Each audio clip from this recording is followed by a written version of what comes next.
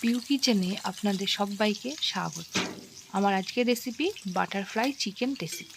এটা স্ন্যাক্স হিসাবে খুবই সুন্দর একটা রেসিপি আর খেতেও সুস্বাদু। রেসিপি কেমন লাগলো অবশ্যই বাসায় ট্রাই করে কমেন্ট করে জানাতে ভুলবেন না। আর এমনি সহজ আর মজার মজার রেসিপি পেতে আমার চ্যানেলটিকে সাবস্ক্রাইব করে রাখুন। এখানে লাগবে মুরগির মাংস। আমি এখানে হাড় ছাড়া মুরগির মাংস নিয়েছি, একদম ছোট ছোট পিস করে কাটা। দিয়ে দিচ্ছি স্বাদ মতো নুন, হাফ চামচ মতন জিরে গুঁড়ো, হাফ চামচ মতন ধনে গুঁড়ো, হাফ চামচ গোলমরিচ গুঁড়ো, হাফ চামচ লঙ্কা গুঁড়ো, হাফ চামচ গরম মশলা গুঁড়ো,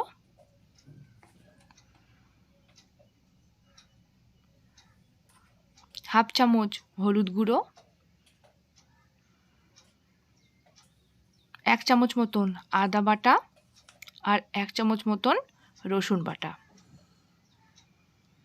2 চামচ মতন জল ঝরানো টক দই, আর দিয়ে দিচ্ছি 2 চামচ মতন লেবুর রস।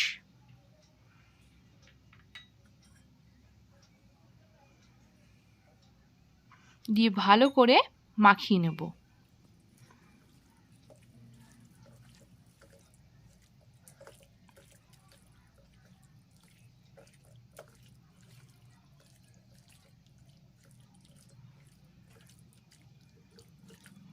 দেখুন সুন্দরভাবে মাখিয়ে নিয়েছি। এবার দিয়ে দিচ্ছি 1 চামচ মতন সরিষার তেল, দিয়ে ভালো করে মাখিয়ে রেখে দেব 30 মিনিট মতন।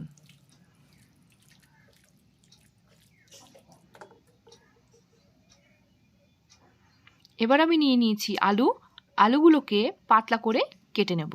আলু আমি আগেই ধুয়ে পরিষ্কার করে রেখেছি, আপনারা এভাবেই পাতলা পাতলা করে কেটে নেবেন।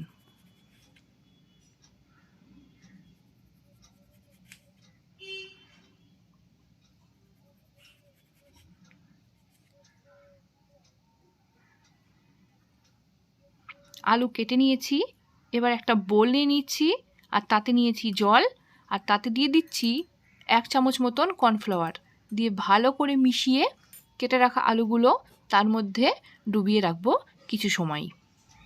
এতে আলুগুলো অনেক সফট হয়ে যাবে ধীরে ধীরে, আর এটাকে ফোল্ড করা খুবই সুবিধা হয়ে যাবে আমাদের জন্য। এবার আমি কিছু টুথপিক নিয়ে নিয়েছি।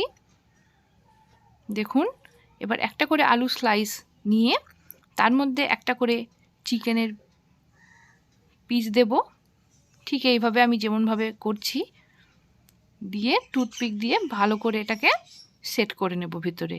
এভাবেই সবগুলো ধীরে ধীরে আমি বানিয়ে নেব।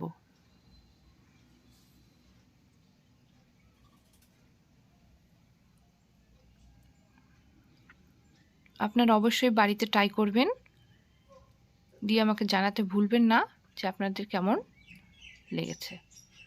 আমার রান্না যদি ভালো লেগে থাকে অবশ্যই আমার চ্যানেলটিকে সাবস্ক্রাইব করতে ভুলবেন না। আমি একটার পর একটা ভালোভাবে বানিয়ে নেব। দেখুন আলুগুলো খুব সহজেই ফোল্ড হয়ে যাচ্ছে।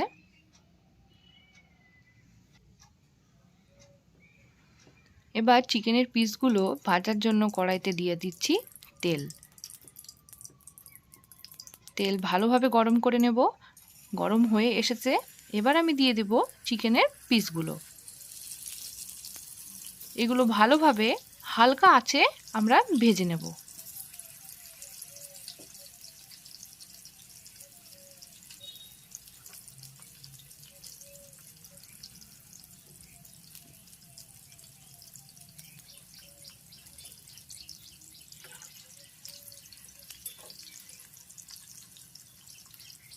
এই চিকেন ফ্রাইগুলো খেতে অনেক সুস্বাদু, আপনারা অবশ্যই বাসায় বানাবেন।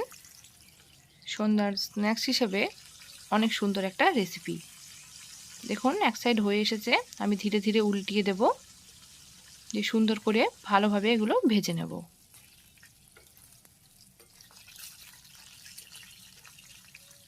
আমার এগুলো ভাজা হয়ে এসেছে।